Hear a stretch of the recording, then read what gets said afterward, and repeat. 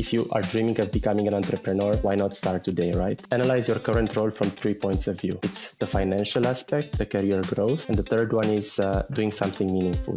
We lost all our customers and we had to pivot. That was fine. We didn't want to give up, so we came up with a second product.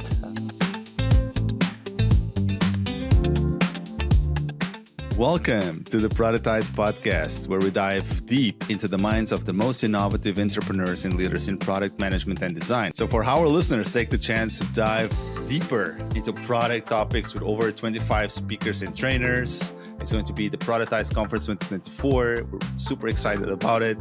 And early bird tickets are now on sale at www.productized.co. It's October 4 and October 3rd, and hope to see you in Lisbon. Thank you. Today, I'm thrilled to be joined by Sergiu Lazar, dynamic leader known for his groundbreaking work at Amazon and his entrepreneurial ventures, including Product Weekend. Sergiu, it's a pleasure to have you with us. It's a pleasure being here, André. Thanks for having me. Thanks for making the time. So, Sergiu, you've been described as a driven, ambitious, young leader with a knack for turning dreams into achievable goals. Can you share with our listeners what drives you and how your background has shaped your career? Sure. So I will start from the main driver, which for me, it's bringing value in everything that I do. Took me a while to figure this out, but this has been the common thing in everything that I've been doing so far. My journey started with a bachelor's in computer engineering. And there, I also got my first jobs as a software developer. I remember my very first experience. I remember the first week, I was a Java developer and I was super excited to make things happen.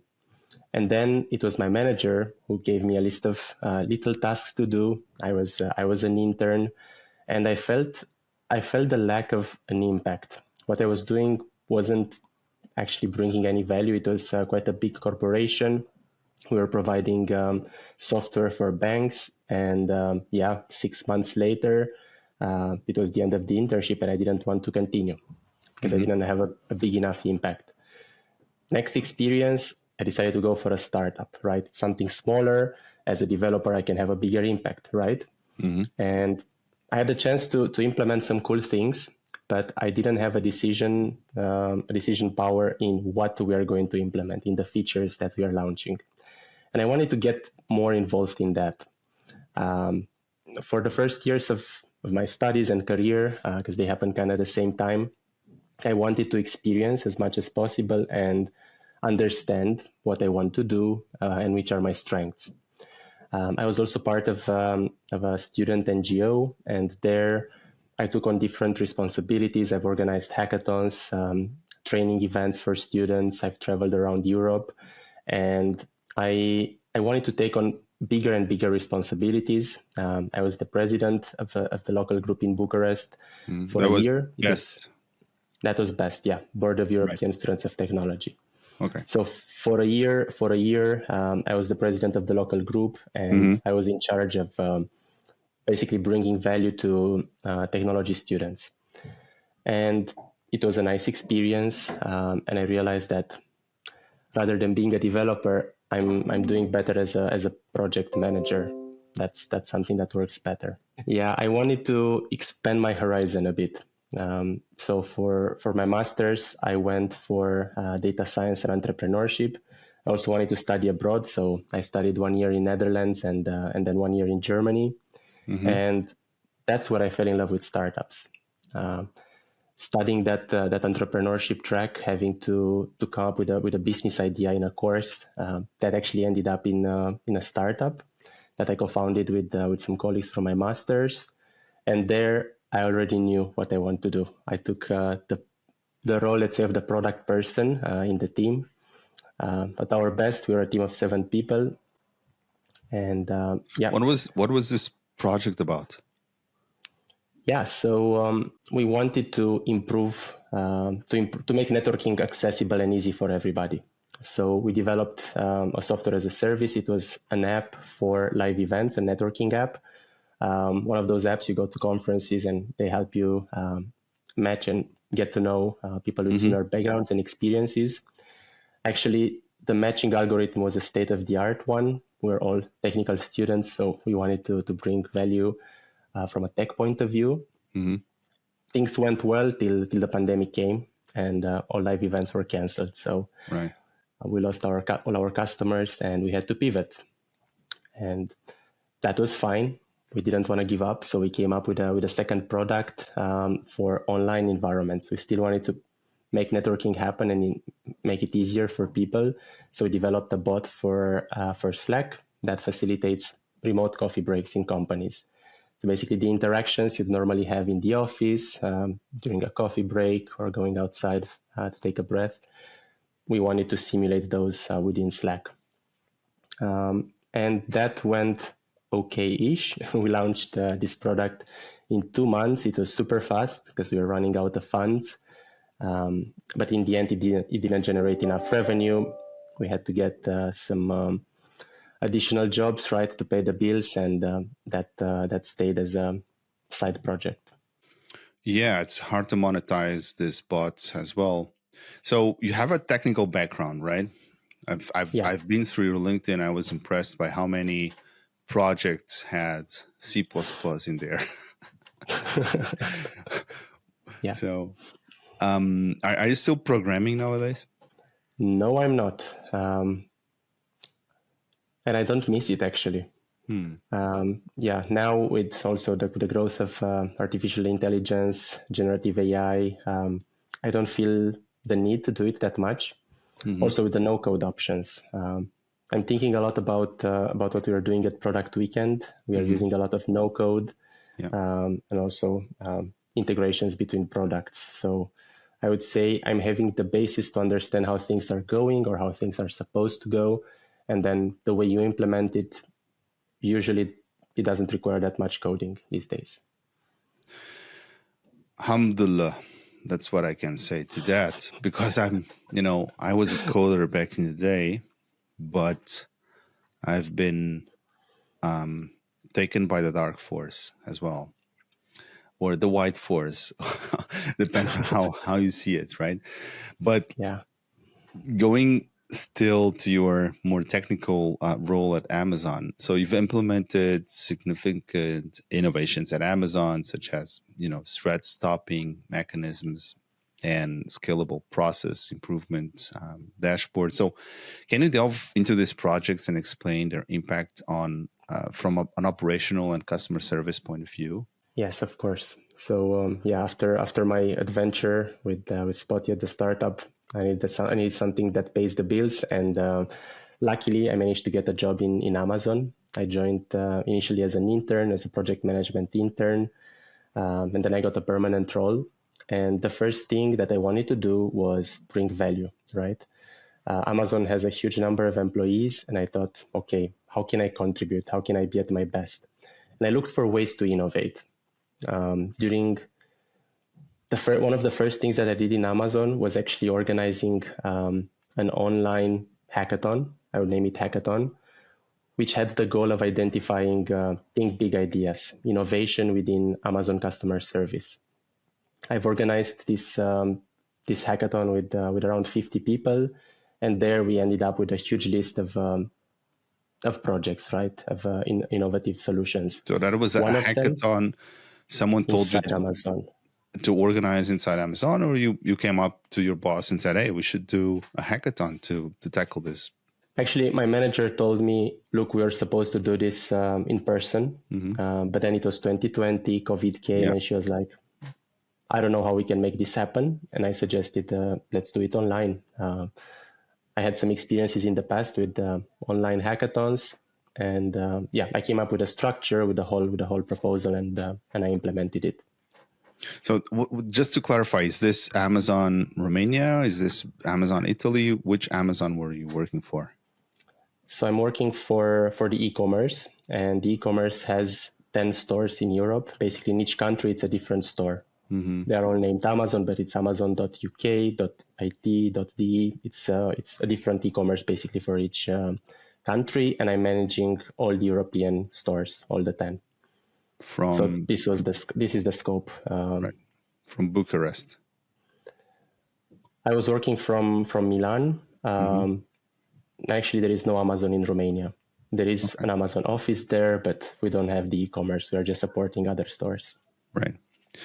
Okay, so you came up with this idea of doing the online hackathon. How did it go? We ended up with 100 ideas. Wow. Amazing, yeah.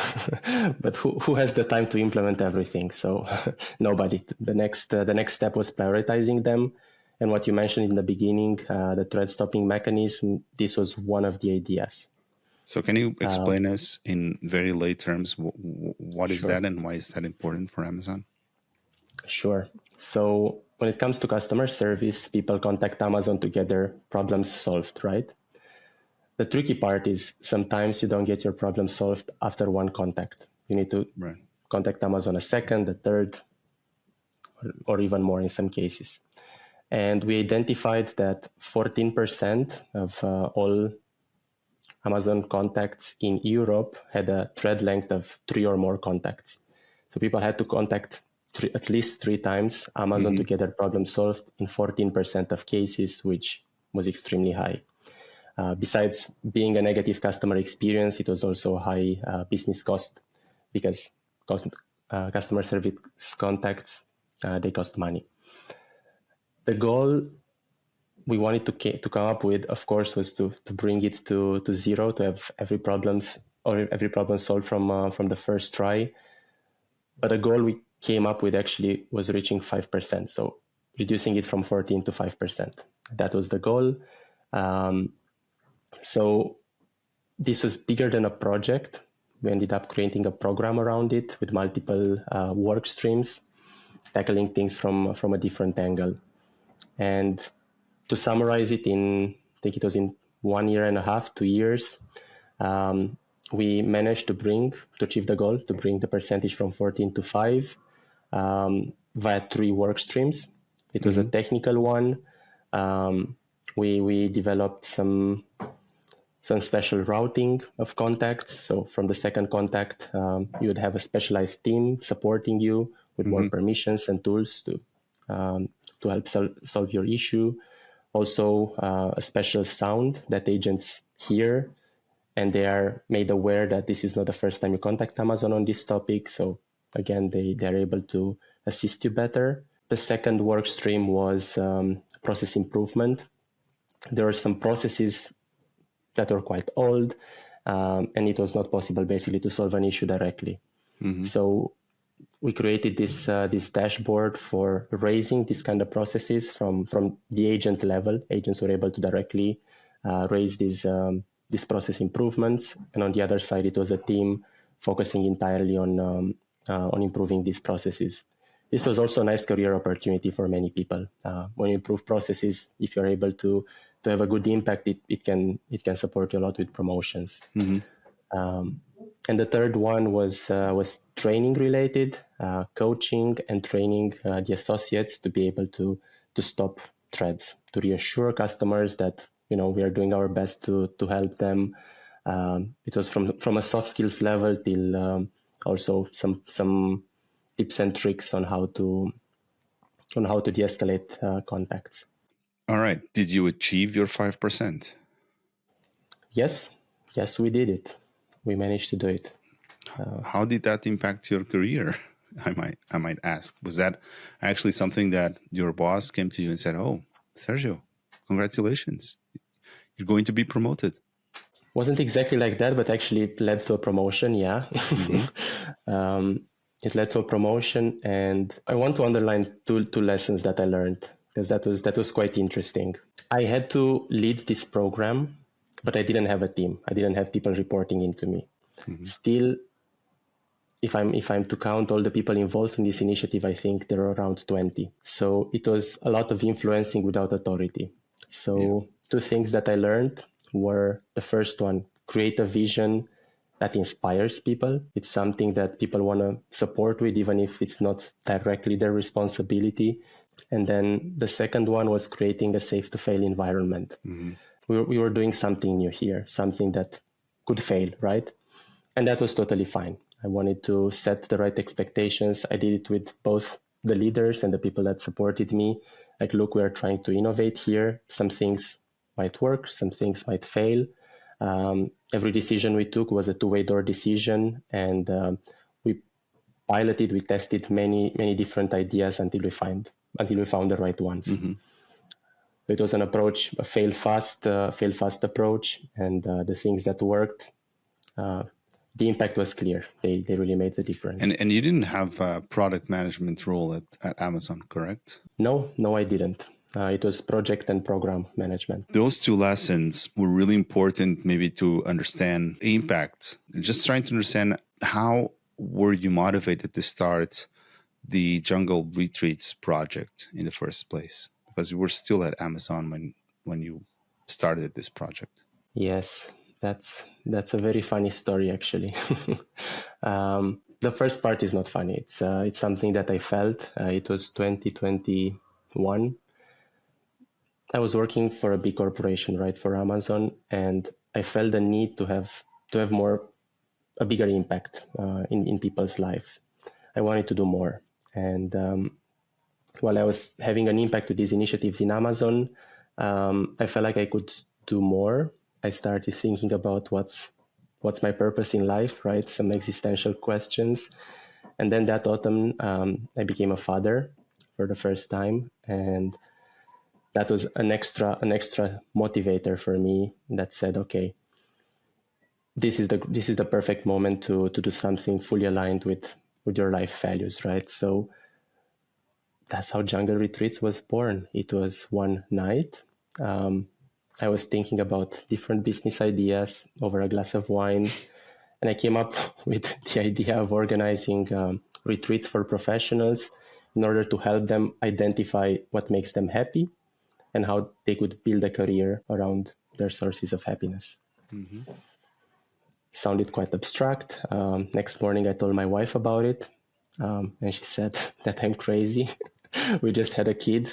I should be focusing, on being a father, go on with my job, and that's it. And I said, look, listen, give me 2 months. In 2 months, I will prove it if it's worth investing in it or not. So I put the next night, I didn't sleep. I put together a website. I created, let's say, the offer for a retreat in Italy, in the Alps. Mm-hmm. I also booked the hotel. It was a non-cancelable booking to motivate me at maximum to make it happen. And yeah, it was 2 months.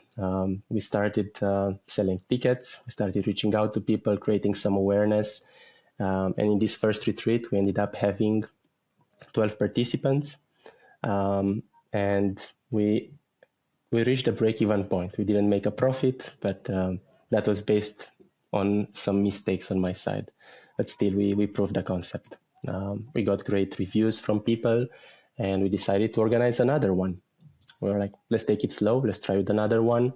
Let's see what impact we have on people's lives. So then in 2 years, we organized 10 retreats. And each retreat had a similar structure. It was more like, okay, we are going in nature for 3 or 4 days. You fully disconnect from your daily life, right? Try to spend as less time as possible on your phone, on internet. The first day was focused on personal reflection. We're going in nature. We're trying to understand, okay, how was the last year of our lives? What made us happy? What made us unhappy? What were the drivers behind? And then the second day was focused on personal goal setting. Okay, now I know what makes me happy. Inspire yourself in any, methodology or any previous event that you had attend? Or was this, what was the inspiration for the framework that you used during the Jungle Retreat? Yeah. And why the name Jungle? Yes. So why the name Jungle? The overall vision when we started was organizing retreats with different thematics. And we were thinking that each thematic would be similar to an animal. Ultimately, we could have something around wolves that would be related to leadership, and so on. So that was why. And jungle was also a metaphor. Real life is like a jungle, right? There are many expectations, risks, everything around. Our retreat was supposed to be a safe space, a safe space where you can, hide yourself a bit from the jungle. Okay, so that was the Um, reason. yeah. And the inspiration part. So I have attended events in the past. It was actually in Best. There are some events where people become trainers, right? It was a train the trainer event. I also became a certified soft skills trainer, and I took some things from that event. And then also personally, for I think it's 7 years now, I've developed and improved a method. It was for myself. It was a goal setting framework, which started just like the retreats, from self reflection, from debriefing, and then goal setting for a fixed period of time. That worked quite well. I shared it with some friends, and it helped them as well. So I decided to create jungle retreats around this framework. Okay, so I guess jungle was also, in a way, the genesis of what eventually became or is nowadays Product Weekend. So moving to your role as head of operations at Product Weekend, tell us about the inception of Product Weekend and the merger with Jungle Retreats. What are the core objectives of this event, and eventually Yeah. what led you guys to do the merger? Yes. So first things first, I'm working on Jungle Retreat on a Product Weekend, sorry, with João Moita, and it was actually funny. We know each other from the student organization from Best. We worked together in 2018, I think, and then we kept in touch. We became friends. We kept in touch around the same time when I started Jungle Retreats. He organized the first Product Weekend events, so we kept in touch, seeing how things work on both sides. And one thing that was a great feedback for Jungle Retreats was the psychological safety that we were creating in these events. We were creating an environment where people were comfortable to open up and share super personal things with strangers, people that they met 2 hours before.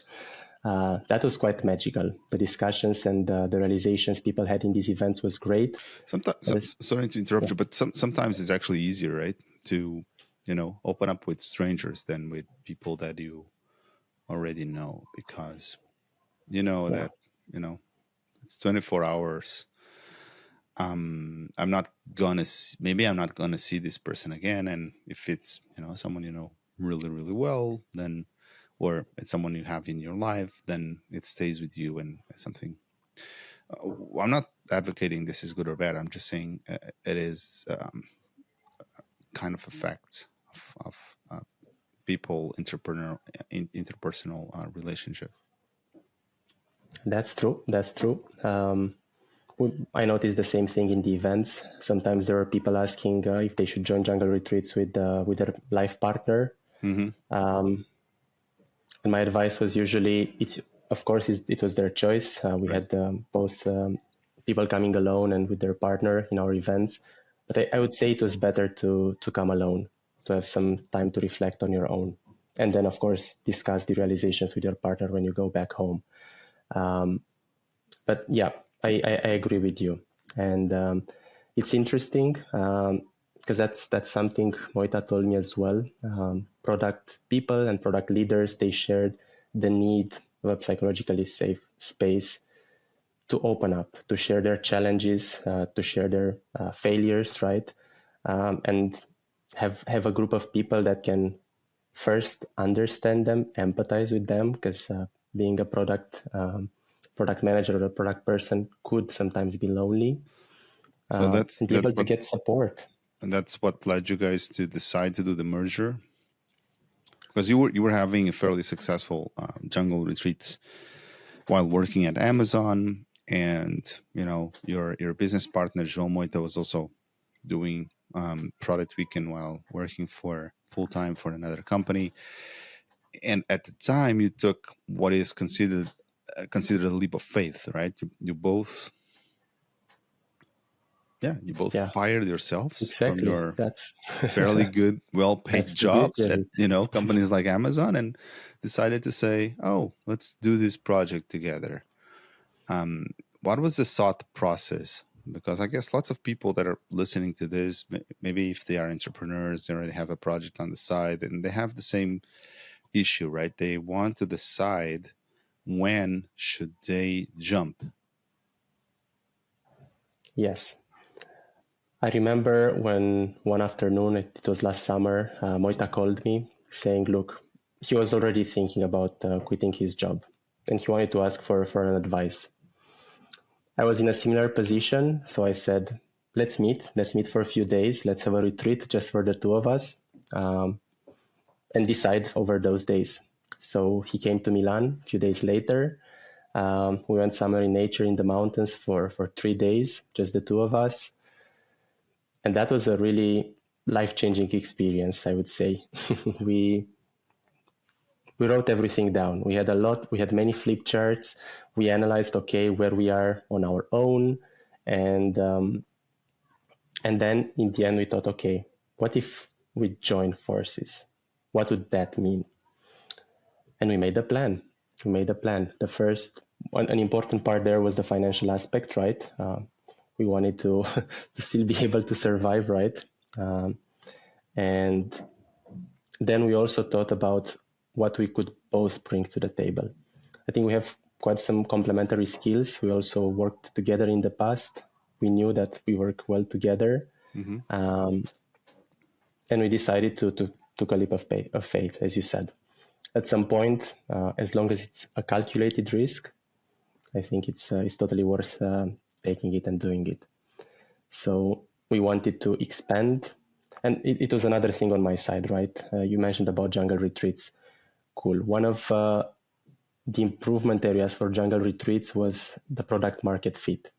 We were organizing these events for professionals. It was 25 years old plus. That's a super broad target. Right. And I was interested in product management myself. I saw the value we could bring for product people in general.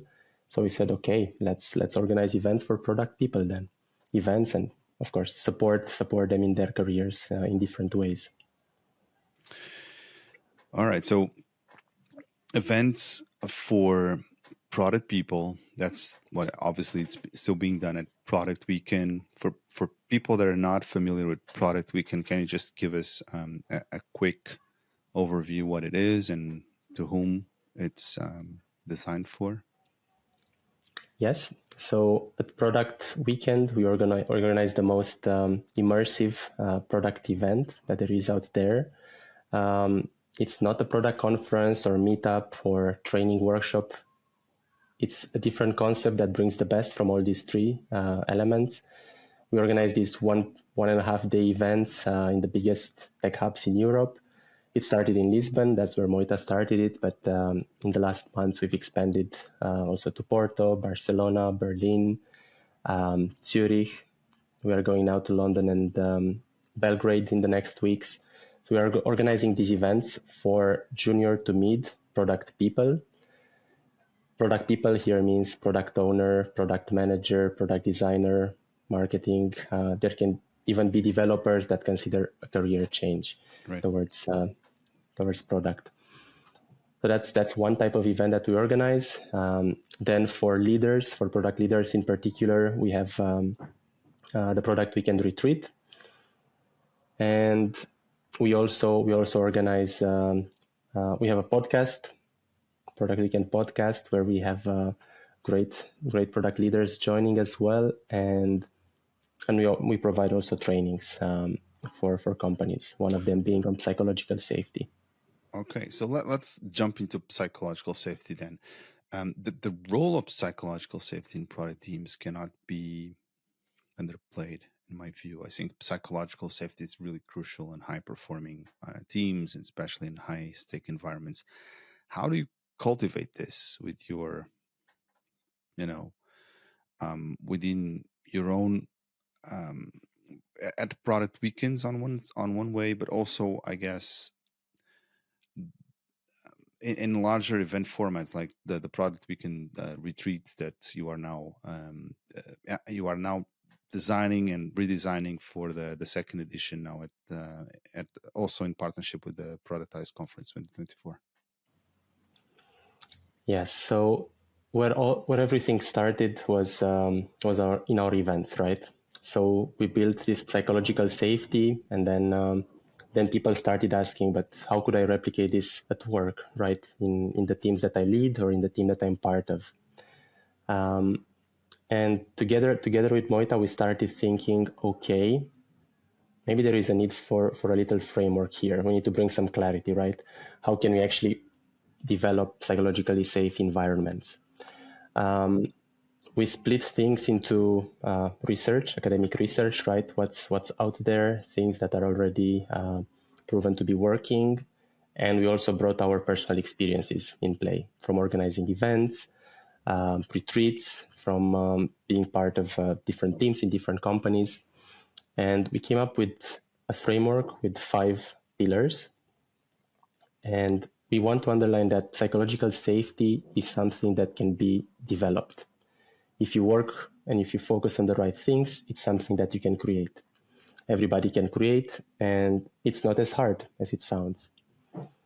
So I will just summarize briefly the pillars. Oh, that's great. If that's okay. Yeah. Sure. Cool. So the first one, and it's one that I've seen in Amazon quite a bit, and I really enjoy it, is human leadership. If it starts from the leaders, if leaders want to create psychologically safe space, sometimes that's easier to actually succeed. And how you can do that as a leader, I will split it in 2. It's vulnerability, not being afraid to be vulnerable, and the second one is accessibility, being accessible for your team, for your peers and colleagues. And here, what does it mean, vulnerability? Because in some contexts, it might be seen as maybe weakness, but that's not the case. It's being authentic. It's not being afraid to ask for help when you need, or to ask for input if you're not sure about what's the right decision to take. Even simple things as saying, hey, I'm kind of sick today. I'm not feeling at my best. Opening up to people and leading by example. Because if you do these things, the others will follow the path and they will do the same. And then the accessibility part, in companies, this can be developed with having one-on-one calls with people where you don't strictly speak about business topics, right? You can genuinely try to get to know a person, understand what drives them, what motivates them, what challenges they have. Maybe there is something you can support with. When you're accessible as a leader, I think you're creating relations that ultimately also help business-wise. We are not machines. That's pillar number 1. That's pillar number 1, exactly. Right. The second one is something that I shared earlier. It's creating a safe-to-fail environment. And here, the 2 important things about safe-to-fail are having a way out. Psychologically, it helps us, right? If you know you have a way out when things don't go well, that's going to remove the pressure and you'll be able to give your best. So what's having a way out? In the projects that I'm leading at Amazon, that I led at Amazon, the people I was working with, I was trying to understand what motivates them and what they are afraid of. And always in case things don't go well, that's okay. And I was sharing with them what's their way out.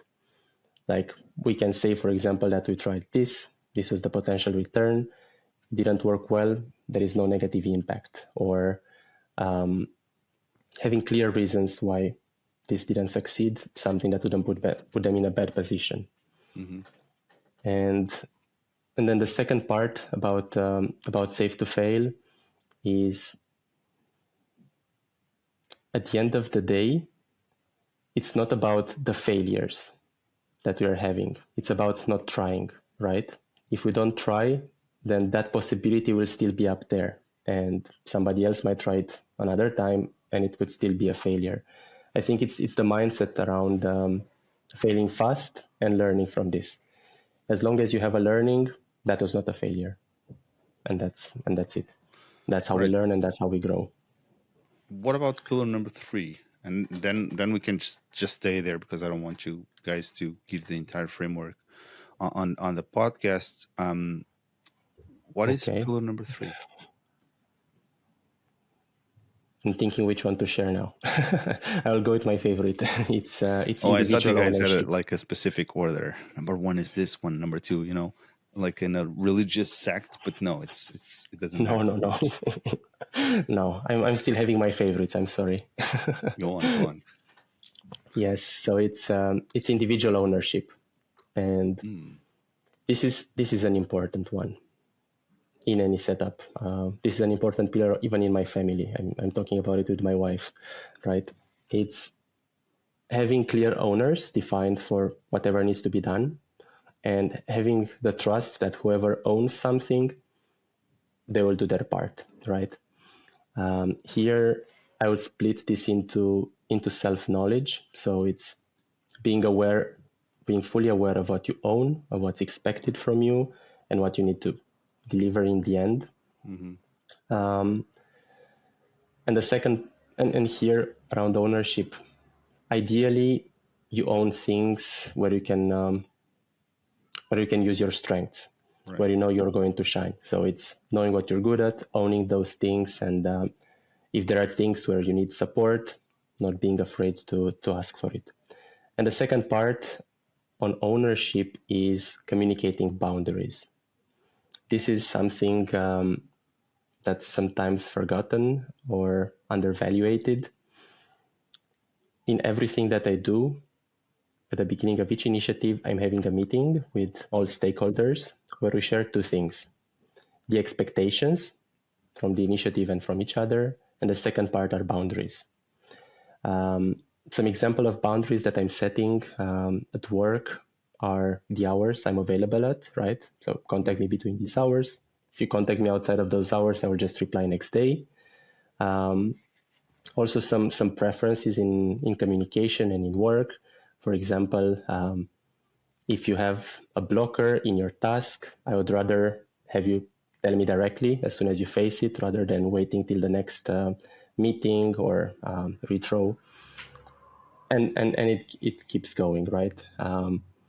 There can be some family circumstances that can pop up once in a while. It's okay to share them hmm and be confident that the team will understand you.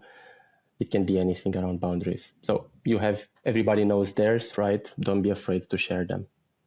So, Sergio, why do you think there's this need? I mean, you just told me that you are now selling training about psychological safety to companies. Why do you think there's this need inside companies to promote psychological safety? And in my view, why so many companies still are so lousy at creating psychologically safe environments for their employees, which I think it's a kind of a strange way to put it, because it sounds like this abstract entity called company is creating something. Well, this is of course a joint effort of everyone, but mostly upper management, right? When you talk about upper and middle management, it feels that in many companies, and especially from my own experience, the companies I used to work for, psychological safety was not really a real priority. And sometimes people play karaoke a lot. They say, "Oh, we are a flat company. We are a psychologically safe company." But at the end of the day, it's a huge hypocrisy. We know it's not like that, and I don't. At least we don't feel it that way. So, do you have any kind of generic theory or perspective on this?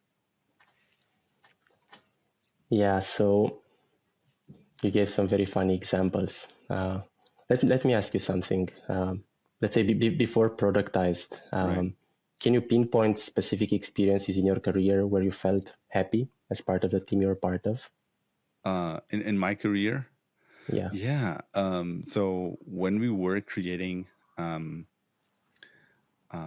the early days of Beta I, and where we were doing like the very first projects, including the very first TEDx projects. Also, yeah, some of those early days were really good. People were Right. just coming, lots of volunteers. People will not, were definitely not there for the money, although some people were already being paid. Yeah, I think those were really good times in many ways. And that's something that you co-founded, right? So Yeah, you're a in that leader case, there. yeah. You made sure, yeah. So you had a big saying in the environment and in how people feel. And I know the job you're doing at Productized, people feel safe and they feel connected. They are having a purpose. Um, the Otherwise, reason we why fire them. it's Be just a joke, happy. just a joke. I know, No, yeah. I'm not. Otherwise, Otherwise, we just fire you. yeah, No, but I think that kind of translates a little bit what I was trying to ask you, right? Which is exactly. that the pressure to be happy. Everything is happy. Everything is cool, but otherwise, just pretend and keep smiling.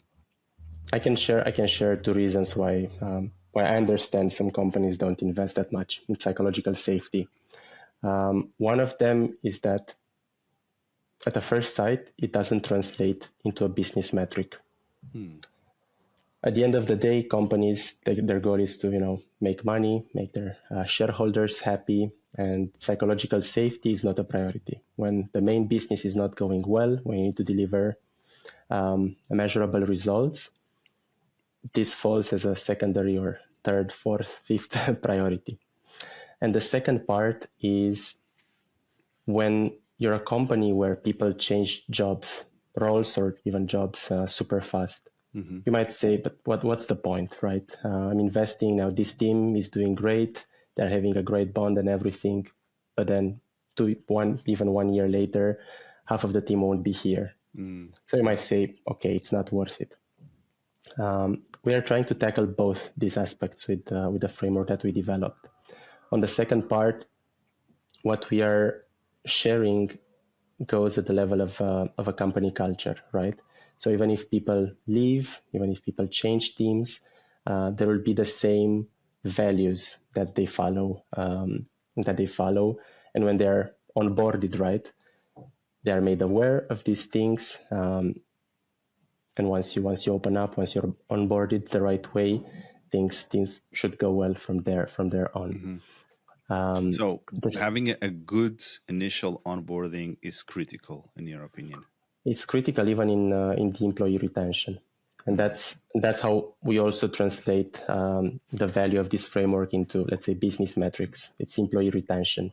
It's making sure that your customers are happy. There are these rankings now on the best workplaces, right? Yeah.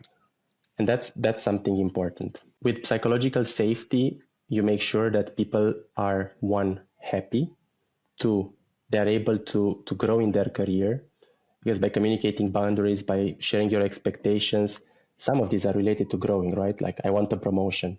You shouldn't be afraid to say it out loud and then to get the right guidance there. And the third part is being able to innovate. Companies want to innovate, right? They want Right. to grow.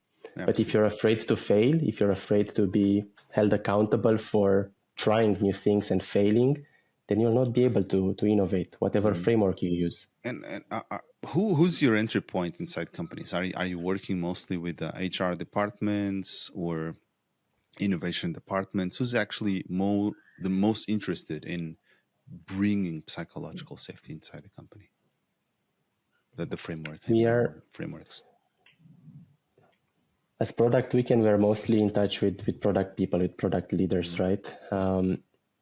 And this framework is mainly designed for product teams and also R&D. So it's research and development and innovation. And we are having these discussions with product leaders, with CPOs, directors of product. And we are discussing, okay, what are the challenges that you face in your role? We are trying to see if psychological safety is an issue that they're facing. At the end of the day, when we deliver such workshops, it's not just for the product department, right? It's also for people they are interacting with their stakeholders. It can be, and here it would be developers, it could be maybe the sales department, marketing. It differs depending on the organizational structure. but we are trying to bring everybody together and break the silos.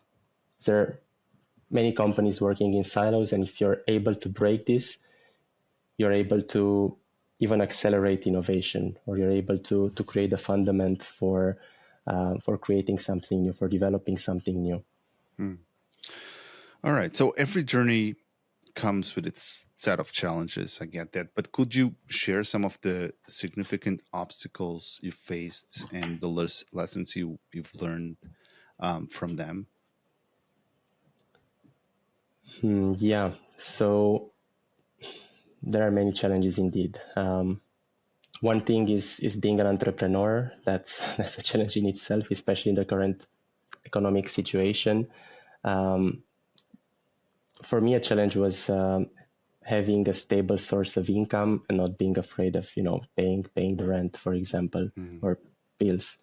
And here, a lesson that I learned, something that worked for me. I'm not saying it's going to work for everyone. I think it makes sense to have, while you still have a stable job, you're working for a company, you're employed, to start trying out different business ideas that you have. If you are dreaming of becoming an entrepreneur, why not start today, right? Just test, validate, fail fast. If something is working, then you will feel what's the right moment to quit your job and focus on your on your business idea. That's one of them. And I would say the second is when you're afraid, look for a mentor. When you're afraid to make a step, you're not sure if that's the right thing to do or how to do something in particular, don't be afraid to ask for help. In general, as human beings, I think we like to help. We like to be helpful. It's not hurting anyone just asking a question. You never know the support you could get. So looking to the future, what are your aspirations now? I want everybody in the product world to know what Product Weekend is. So you guys are doing a very good job when it comes to that. So additionally, what advice would you give to young professionals who aspire to leadership roles in technology and operations? I mean, of course, you suggested start early, start testing, start creating some value, right? But what if they really want to pursue or aspire to leadership roles in technology? I would say don't be afraid of change, of changing your career direction, changing companies. I will share now an advice I received from a past mentor. They said, analyze your current role from 3 points of view. It's the financial aspect, the career growth, and the third one is doing something meaningful. If you're checking 2 of these boxes, then you're in the right place, keep going. From the moment you're not checking at least 2, you should consider a change. Within the same company, in a different company, doesn't matter. So but the 3 boxes are?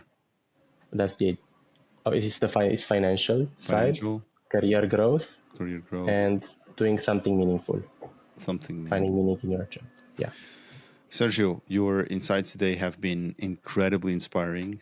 For those who wish to connect with you or learn more about Product Weekend, where can they find more information? Sure. So you could find information about Product Weekend on our website, productweekend.com, or on LinkedIn. And you can also reach out to me via LinkedIn. Happy to connect and always happy to have a call, get to know each other and discuss potential collaborations, partnerships. Are you available for mentorship? Yes. Thank you, Sergio, for sharing your journey and wisdom with us. To our listeners, thank you for tuning in. Remember, the path to success is always under construction, and stories like Sergio's remind us of the passion and persistence required to pivot in. Don't forget that Productized Conference is coming, and this is a great way also to meet the community. And if you're interested, Product Weekend Retreat will be happening just after the conference here in the Lisbon area, and this is a great opportunity for anyone to develop their product skills. And Sergio, again, thank you so much for being with us today. Bye. Thank you as well. Bye-bye.